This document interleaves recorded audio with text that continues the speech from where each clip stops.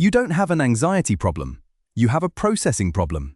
And there's a difference, one that most people who think too much never figure out. Most people will hear, "You think too much," and take it as an insult. Psychology says something different. It says you're not broken. You're just running software most people don't have. Psychology calls it rumination, but that word makes it sound like a disorder. It's not. People who think too much aren't broken. They're running more mental loops than average, replaying conversations, simulating outcomes before they happen, questioning decisions that most people make and forget in seconds. The reason? Their brains are wired to scan for threats and meaning simultaneously. It's the same trait that kept early humans alive. The ones who thought twice before stepping into the dark, they lived. The ones who didn't, they didn't. Here's what's actually happening inside the overthinker's brain. There's a region called the default mode network. In 2001, a neurologist named Marcus Reichel gave this network its name. He discovered it burns almost 20% of the brain's energy, even when you appear to be doing nothing at all. It activates when you're not focused on anything external. For most people, it idles. For overthinkers, it runs at full speed, constantly simulating, constantly narrating, constantly asking, "What if?" In a normal thinker, the default mode network quiets down the moment a task begins. In an overthinker, it never fully lets go. Brain imaging shows stronger connections between this network and the prefrontal cortex, the part that plans, judges, and second guesses. So while most people simply act, the overthinker's planning center stays locked in conversation with the part of the brain that never stops generating scenarios. In one widely cited study, people prone to rumination showed default mode activity that stayed elevated long after a task ended. Their brains simply could not find the brakes.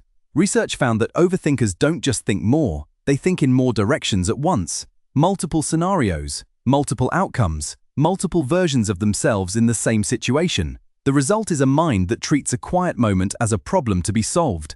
That's not weakness, that's a high bandwidth mind without an off switch. But here's where it turns on you. The same brain that sees every angle also gets trapped by every angle. Decision-making becomes painful. Simple choices feel like permanent commitments. You don't overthink because you're unsure of yourself. You overthink because you're aware of how much can go wrong. Psychologists call this analysis paralysis, and it's not about intelligence. Some of the highest IQ people on record were notoriously bad at making decisions. Because seeing more possibilities means being paralyzed by more possibilities. Some of history's most impactful minds were chronic overthinkers. Darwin spent 20 years thinking about natural selection before he published it, not because he doubted the idea, because he saw every counterargument before his critics did. Tesla reportedly ran full mental simulations of his inventions before building a single prototype. He called it visualizing to completion. The overthinker's curse is also the overthinker's superpower. The difference is what you do when the thinking has to stop. There are actually 3 types of overthinker, and which one you are changes everything. The first is the past-focused overthinker. They replay what already happened, searching for what they should have said or done differently. The second is the future-focused overthinker. They pre-live every possible outcome, preparing for scenarios that will probably never happen. The third is the people-focused overthinker. They replay interactions, obsessing over what others thought, felt, or meant. Most overthinkers are a combination, but one type usually dominates. Knowing which one you are is the first step to using it instead of fighting it.